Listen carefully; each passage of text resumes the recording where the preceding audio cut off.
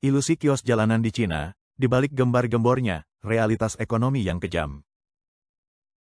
Di Cina saat ini, berutang 400.000 yuan hampir tidak lagi mengejutkan. Video viral membanjiri internet, saya melunasinya dalam 3 bulan dengan berjualan sosis. 2 bulan dengan gerobak mie dingin. Bahkan ada yang mengklaim, saya menghasilkan 300.000 yuan tahun lalu hanya dengan menjual camilan.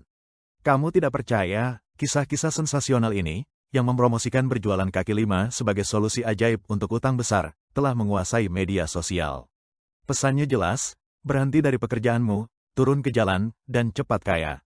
Namun di balik gemerlap itu tersembunyi keputusasaan dan kebijakan. Dulunya seorang pengkritik, Perdana Menteri Cina kini mempromosikan ekonomi kios jalanan sebagai doktrin resmi.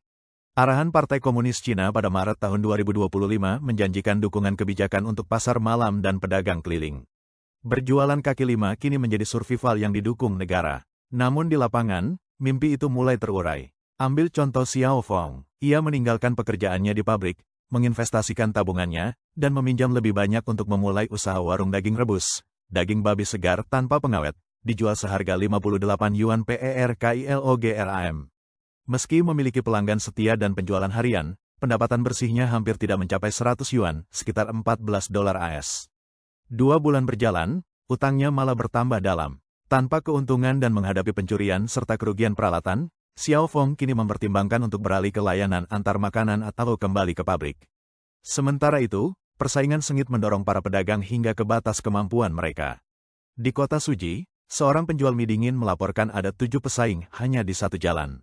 Di Nanchang dan Jiujiang, para pedagang menandai wilayah dengan bangku sebelum fajar. Ini bukan kewirausahaan, ini adalah perang parit ekonomi. Perang dagang as Cina telah menghancurkan perdagangan luar negeri, menutup pabrik-pabrik, dan memicu gelombang pengangguran. Lulusan muda, bahkan alumni Fakultas Kedokteran, kini memanggang sate di trotoar. Tuan Yu, dulunya seorang guru dan pengusaha perdagangan luar negeri, kehilangan segalanya akibat perlambatan ekonomi.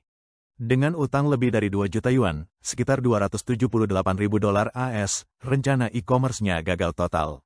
Kini, ia berjualan mie goreng di Shenzhen, bersaing dengan perempuan berusia 20-an yang menjajakan udang karang dan nasi goreng.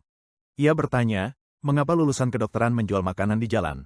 Jawabannya, karena tidak ada pilihan lain yang berhasil. Dan kini muncul peluang baru, kursus pelatihan untuk menjadi pedagang kaki lima.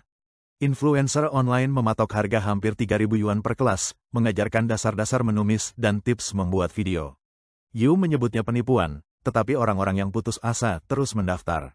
Di Hanan, Mei Ling mencoba berjualan camilan bebek. Ia bertahan selama 3 bulan sebelum menyerah.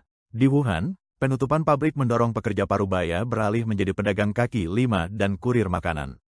Pasar malam kini begitu padat hingga pedagang baru harus antre untuk mendapatkan tempat. Tidak ada ruang tersisa, tidak untuk gerobak, tidak pula untuk mimpi. Runtuhnya retail dan maraknya ekonomi gerilya. Di Nanning, dilaporkan setengah dari seluruh restoran telah tutup. Sewa mahal, lalu lintas pejalan kaki sepi, dan jumlah pedagang kaki lima terus bertambah. Toko-toko dengan dekorasi menarik dan koki profesional kalah bersaing dengan para wanita yang menjual makanan seharga 10 yuan dan viral di media sosial. Seorang blogger merangkum situasinya, kamu habiskan 3 bulan membangun toko, keesokan harinya 5 becak mencuri semua pelangganmu. Pemerintah menutup mata, bukan karena belas kasihan, melainkan karena mereka tak punya jawaban. Para pejabat secara pribadi mengakui bahwa fenomena pedagang kaki lima kini sudah di luar kendali. Jumlah pengangguran terlalu besar, ini lebih seperti katu pengaman daripada solusi. Para ahli mengatakan ledakan ekonomi gerobak di Cina adalah gejala, bukan solusi. Sejak 2018, perang dagang as Cina telah menaikkan tarif hingga 245%, menghancurkan ekspor, dan mematikan aliran pendapatan e-commerce. Pembawa acara TV Shenzhen, Xin Swing, mengatakan bahwa seluruh pabrik telah lenyap. Bahkan para mantan pemiliknya kini menjadi pedagang jalanan. Kesenjangan tenaga kerja begitu mencolok.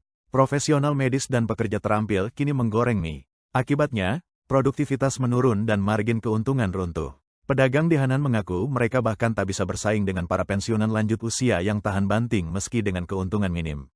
Bahkan para pedagang pun mulai meninggalkan bisnis ini.